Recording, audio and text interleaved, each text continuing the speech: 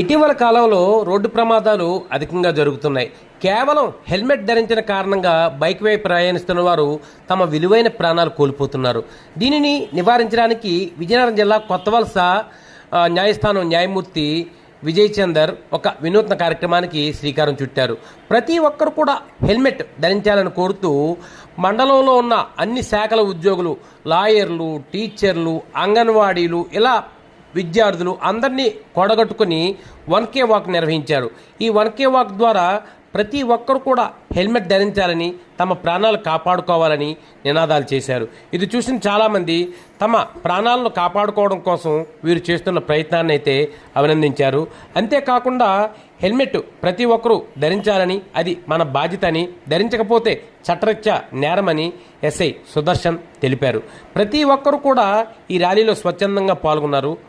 ప్రతి ఒక్కరూ హెల్మెట్ ధరిద్దాం, మన ప్రాణాలు